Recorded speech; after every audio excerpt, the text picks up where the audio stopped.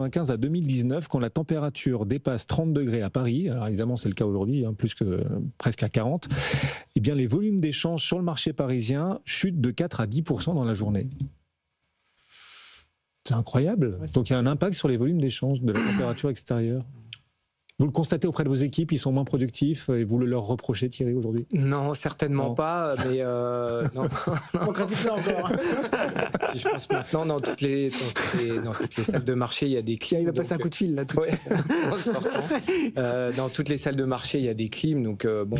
Mais c'est vrai que on peut dire qu'on dort moins bien. L'état d'esprit. Qu'on est un petit peu, puis peut-être on est plus enclin à rester chez soi, à prendre un jour de repos. Enfin bon, voilà, si ça, boire.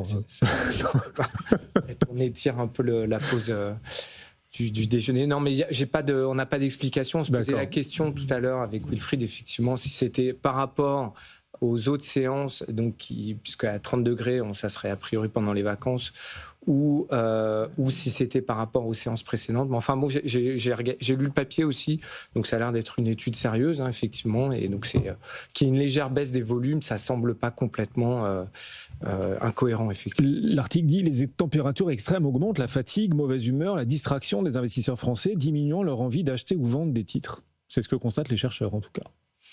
Moi, je voudrais avoir une vue très claire de l'échantillon qui a été regardé, parce qu'effectivement, si c'est dire, il y a par rapport au pic de chaleur qui se situe en général en août, comme par hasard. C'est-à-dire en fait tous les pics de chaleur. Là, effectivement, on a un pic de chaleur en juin, mais les pics de chaleur en général, c'est entre le 5 août et le 25 août. C'est vrai, et effectivement, on a plutôt un peu moins d'activité. Donc, on est plutôt à la plage. Que devant ces écrans, et on a tous effectivement. Et quand vous allez à la plage, vous ne regardez pas vos écrans, vous n'êtes pas en train de travailler. Mais certains effectivement ont des petits accès de faiblesse qui perdent. Voilà.